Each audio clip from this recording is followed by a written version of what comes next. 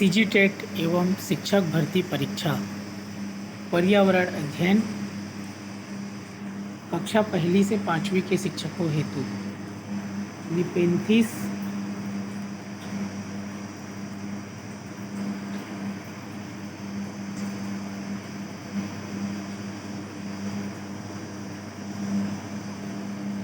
Nepenthes नामक पौधा Indonesia, Australia और भारत के मेघालय में पाया जाता है। यह पौधा कीड़े मकोड़े और छोटे जीवों का शिकार करता है।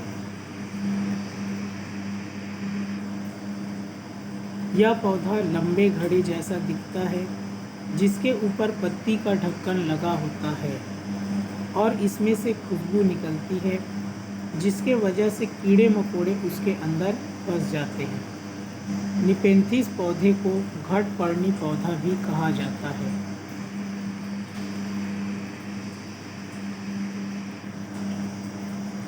अन्य कीड़भक्षी पौधे हैं ड्रोसेरा या सनड्यूज, डायोनिया, सेरोसेनिया, यूट्रिकुलेरिया आदि।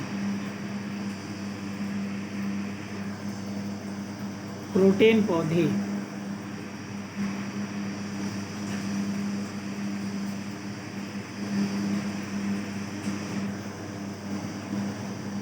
क्रोटोन पौधे जमीन के बारे में उसकी दशा को बता देते हैं, यानी सिग्नल दे देते हैं। क्रोटोन पौधे की जड़ जमीन में ज़्यादा गहरी नहीं जाती है। जब मिट्टी सूखने लगती है तो इस पौधे की पत्तियां सूखने लगती है और झड़ने लगती है, जिससे मिट्टी का पता चल जाता है कि मिट्टी सूख रही है। तो यह एक प्रकार का सिग्नल होता है।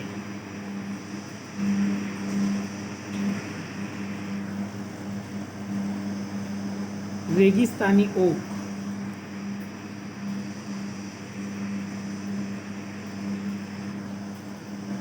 ऑस्ट्रेलिया में रेगिस्तानी ओक पेड़ पाया जाता है, जिसकी ऊंचाई 11 से 12 फीट होती है और इसकी पत्तियां बहुत कम होती हैं। इसकी जड़ें जमीन के अंदर 250 से 300 फीट तक जाती है, जब तक पानी तक ना पहुंच जाए। यह पानी पेड़ के तने में जमा होता रहता है। जब कभी इस इलाके में पानी नहीं होता या पानी की कमी पड़ जाती है, तो वहाँ के लोग इसके तने के अंदर पतला पाइप डालकर पानी निकाल लेते हैं।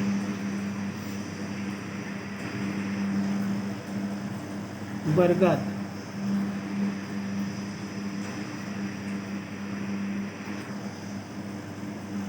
बरगद के पेड़ की लटकन उसकी जड़ें होती है।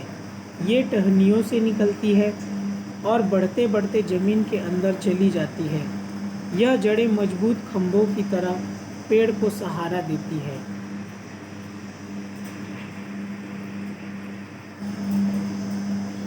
सब्जियां अधिकतर सब्जियां पौधों के फूल होती है और कुछ सब्जियां पौधों का फल भी होती है। लोहा गुड़, आंवला और हरे पत्तेदार सब्जियों से मिलता है। इम्पोर्टेंट है, इसको याद रखेंगे।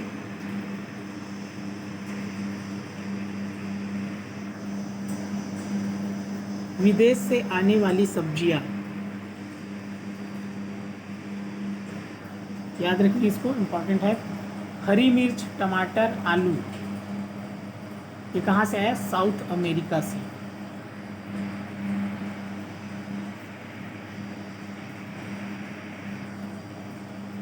गोभी और मटर कहाँ से आए हैं? यूरोप से आए हैं।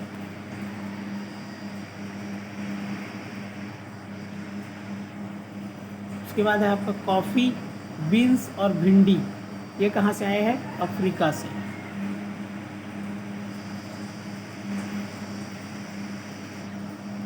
फिर है आपका सोयाबीन आए हैं चीन से।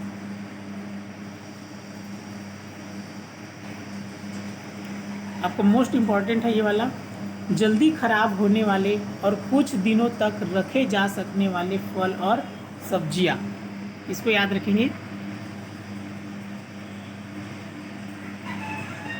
यहाँ पर देखिए वाला है जल्दी खराब होने वाले, तो जल्दी खराब होने वाले में है आपका पालक, केला, फूल गोभी, टमाटर,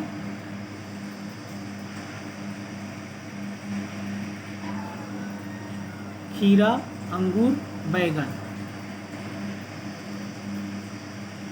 उसके बाद आपका है कुछ कुछ दिनों तक रखे जा सकने वाले लौकी, आलू, प्याज, नाशपाती, चीकू, अदरक, अनानास।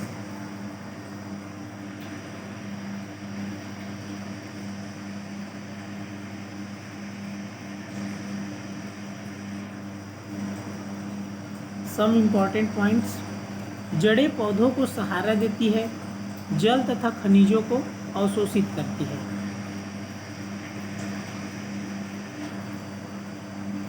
जिस मैदान में 1 टीन बीज बोए जाते हैं उसे 1 टीन जमीन बोलते हैं।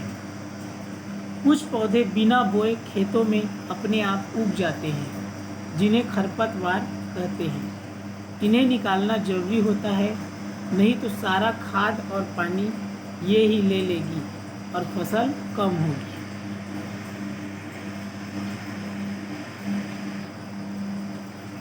कुछ पौधे बिना बीज के उगते हैं, गुलाब, गन्ना, केला। बिना बीज का उगता है कौन कौन? गुलाब, गन्ना और केला।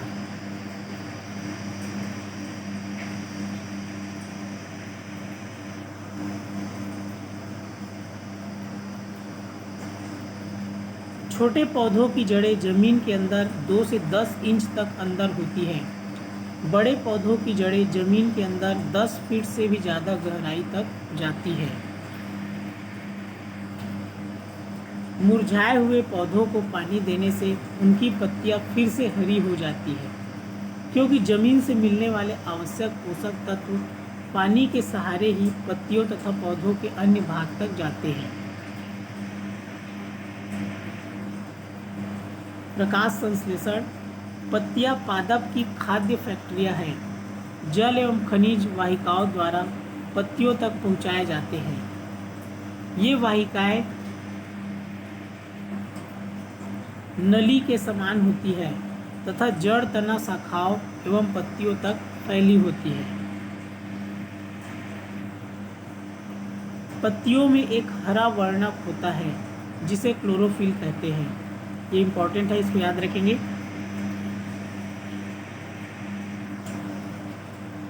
क्लोरोफिल सूर्य के प्रकाश की ऊर्जा का संग्रहण करने में पत्ती की सहायता करता है।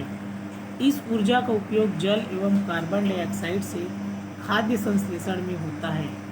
क्योंकि खाद्य संश्लेषण सूर्य के प्रकाश की उपस्थिति में होता है, इसलिए इसे प्रकाश संश्लेषण कहते हैं।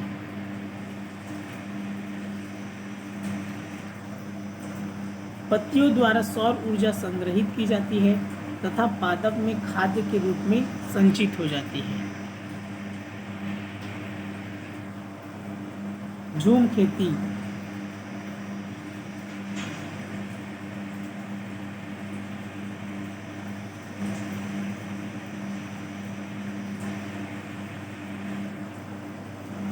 झूम खेती का तरीका बिल्कुल अलग है। एक फसल काटने के बाद जमीन को कुछ साल तक ऐसे ही छोड़ देते हैं, उसमें खेती नहीं करते। इस जगह जो बांस या जंगल उग जाता है उसे उखाड़ते नहीं, बस गिराकर जला देते हैं। यह राख जमीन में खाद का काम करती है।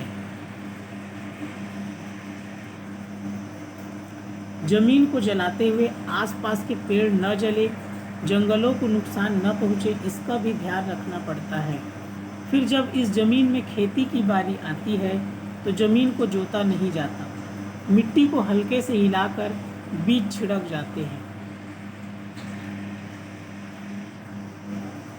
एक ही खेत में अलग अलग तरह के बीज जैसे मकई, सब्जियां, मिर्च और चावल बोए जाते हैं। फसल के समय भी अनचाही घास और पौधों को उखाड़ते नहीं हैं, उन्हें गिरा देते हैं ताकि वे जमीन की मिट्टी में मिल जाए। इससे भी जमीन उपजाऊ बनती है।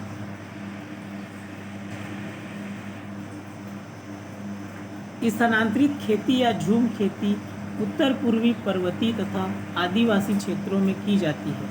इसे जनजाति कृषि भी कहा जाता है। याद रखेंगे क्या कहा जाता है? जनजाति कृषि। कुडुक झारखंड की एक आदिवासी जनजाति है। कुडुक भाषा में जंगल को तुरांग कहते हैं। इसको याद रखेंगे, कुडुक भाषा में जंगल को क्या कहते हैं? तुरांग।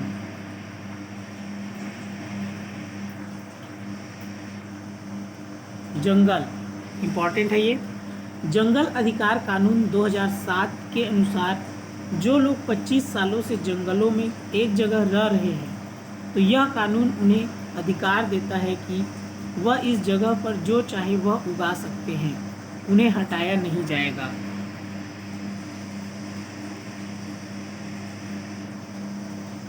जंगल का संरक्षण वहाँ की ग्राम सभा करती है। खानों की खुदाई और बांधों का निर्माण करने से जंगल खत्म होते जा रहे हैं। इसको याद रखेंगे, खानों की खुदाई और बांधों का निर्माण करने से जंगल खत्म होते जा रहे हैं।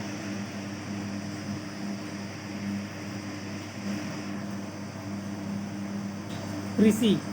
कृषि एक प्राथमिक क्रिया है। फसलों, फलों, सब्जियों, फूलों को उगाना और पशुधन पालन इसमें शामिल है। विश्व में 50% लोग कृषि से संबंधित क्रियाओं में शामिल हैं। भारत की 2/3 जनसंख्या अब तक कृषि पर निर्भर है।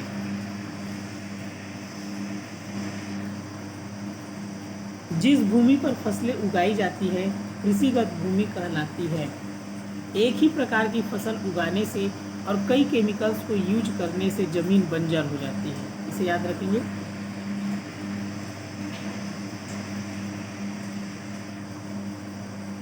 जड़ों, पत्तों, शाखाओं के सड़ने से और केंचुओं के मल से जमीन उपजाऊ बनती है। इसे भी याद रखेंगे, इम्पोर्टेंट है ये। लोएस पौनोड़ मृत्तिका वह मृत्तिका है जो पवन द्वारा उड़ाकर दूर दूर जमा की जाती है।